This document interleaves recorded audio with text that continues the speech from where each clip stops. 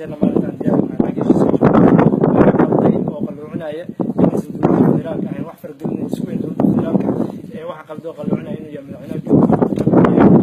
maaragtay sunna wal jamaaca oo ay heshiiska nala galan kaasoo doonayaan sidii loogu soo heshiiyo qaabka heshiiskaas si aan ahayn inay u fuliyaan taa ayadana maaragtay runtii anaga aan kasoo horjeedno muddo dhowr bilood ka horna aan kasoo horjeedsan hadduu noqon lahaa habka xildhibaanada la isku daraayo hadduu noqon lahaa habka dastuurka loo aadayo hadduu noqon lahaa habka maaragtay websigiisa iyo nooc walbo dhanba taasna waxaa markhaati ka tihiin soomaaliya oo dhan inaan maaragtay kala bedelayn cadaado iyo kasbulay muddo haddeerna muddo bil iyo xoogaa ayaan ku joogna magaalada muqdisho taa awgeedna markii muqdisho hadda laisugu qaarkeena walba aan ku heshiinay markii la saxiixi lahaana ee ayaga soo carareen oo soo aadeen kasmareeb taasna ay keentay in heshiiskii meeshaas maaragtay weli uu ku taagan yahay oo burbur u yahay waxaa rabaa marka heshiiska jubbaland diyaar loo yahay in la caddeeyo faragelina lagu heli laakiin sidii loogu soo heshiiyo loo fuliyo la rabo waxa muhiimka inay ka wada hadlaan ay anaga tahay waxaan rabaa inaan caddeeyo arrimaha amniga waxaan rabaa madaxda dowlad goboleedyada inaan u caddeyno in ayaga yihiin dad ku fashilmay doorashooyinka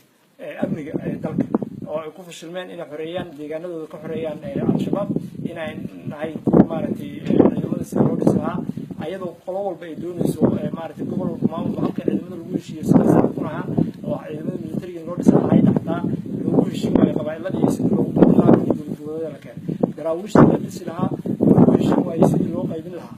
ayagana maaragtay qabaa'ilada iyo dadka kursiga ee qabiilada ka dhexeeyeen kaasoo madaxweyne walba uu doonayo si dursi inuu ciddiisa u sameeyo taasna ay tahay midda keentay dowladda inay ku dhiiran weydo maaragtay qaybsigaas ayadoo la helin inay ku dhiirato inay ka samayso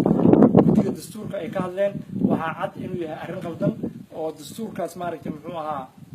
guddiga loo magacaabay ku fadhiya qaybsi beeleed oo soomaaliya ay ku dhisan tahay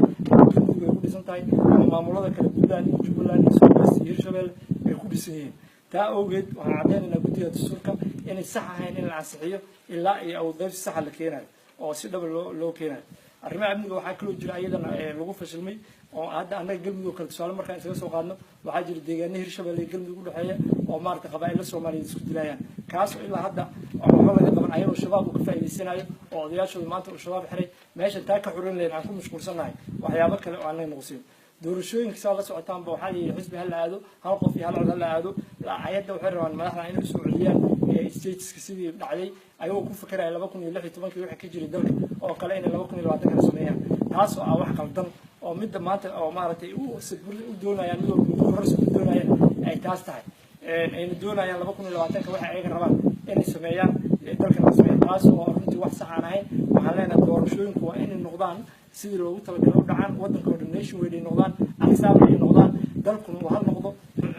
maaragtay xildhibaanada lasoo dooranaya ay noqdaan kaasaan taageeraynaa waxaan caddeynaynaa federaalka macnihiisu muuse ahayn xamar intii laga qaaday in magaalooyin keliya la geeyay sida kismaayo baydhabo jowhar dhuusmareeb iyo garow laakiin federaalka macnihiisu inuu yahay in tuulooyinka awoodda loo daadajiyo degmooyinka awoodda loo daadajiyo gobollada awoodda loo daadajiyo waxaa cad oon shaki ku jirin in maaragtay maanta madaxda maamul goboleedyada dhammaantood aysan ugu jirin maaragtay muxuu ahaa magaalooyinka xukumeyn ayaga aysan gacantooda ku jirin taas oo keenaysa maaragtay kala qaybsanaanta dadka iyo maaragtay dhibaatooyinka ku haya hadda gobolka gadow kale waxyaabaha ka dhacayay waxaa lagu eedeeyay dowladda inay fargelinkeeda abaabul qabiil ka wado taasoo ah mid qaldan totally dadka gobolka gadow oo degan garbaharey waxaa dhibay dhibka lagu hayo oo kala kulmayaan iyo cadaadiska iyo caburinta maamulka jubbaland ayna dareemayaan inaysan wax ku lahayn taasaa waxay keentay in maaragtay ay maanta kacaan oo ay ayaga aayahooda inay ka tashanayaan u shaqeeyaan waxaan u caddeynaynaa maamulka jubbaland inuu asaga isa saxo oo maaragtay dadkiisa uu la tasto laakiin markii asaga uu wax qaban waayey inuu meel kale u riixo awoodda ama markuu asagoo ku fashilmay meeshiisa inuu meel kale u riixo sax maaha dhaqaalaha waxaan caddeynaynaa dowladda federaalka ilaa intii leegmay ilaa haddeer inay dhaqaalo badan ku bixisay maamul goboleedyada laakiin aan isla xisaabtan jirin waxaan soo dhaweynaynaa waraaqda dowladda kasoo baxday wasaaradda maaliyadda waxaan caddeynaynaa dhaqaalaha kasoo baxa dowladda federaalka in dad jeebkooda ku dhacdo maamul walba uu jiran uu saas yahay xildhibaanada maamulada inaysan mushaar qaadan dhowr sannadood wasiiradu inaysan wax mushaar qaadan maaragtay taasna keenaysa dhaqaalaha ay bixiyaan maaragtay dowladda dhexe ay bixiso aan isla xisaabtan jirin taasna ku dhacday rag jeebkiisa runtiina ay tahay si daro maaragtay maalintaas maaragtay aad iyo aad u dhibaataysa waxaan rabnaa inaan beesha caalamka iyo dowladda maaragtay federaalka u caddeyno galmudug haddaan nahay inaan diyaar u nahay wada shaqayn buuxda aysan jirin wax dulmid oo xiriir u jira kala dowladda dhexe aan diyaar u nahay inaan la shaqeyno aan la shaqeyn doono haddii ilaahay yiraahdo galmudugna ay tahay meel ka tirsan dowladda Soomaaliya oo maaragtay qayb ka ah dowladda Soomaaliya ay tahay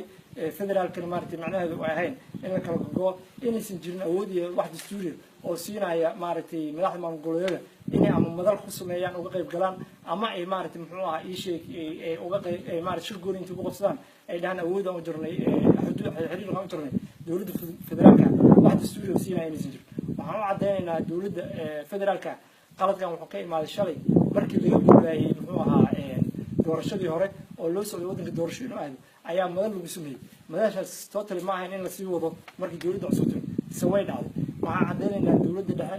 in maaragtay ay dib u fiiriso shaqooyinka iyo maamulada la leedahay iyo inay iska dayso ayada ruuxeeda shakhsiyaad inay wax la wadaagto maamul goboleedyadu ma aha shakhsi ama qof wuxuu rabaa asaga ku fulnaa maamul goboleedyadu waa dad iyo ummad iyo bulsho Soomaaliyeed oo kala jooga deegaanada Raas Galbooni ilaa Raas Casayr mudanna in la tixgeliyo hadaladooda iyo waxooda dowladda dhexana qof Soomaaliya maanta aan dowladda Soomaaliyeed rabin inuu jiro uma maleynaayo wabillahi tawfiiq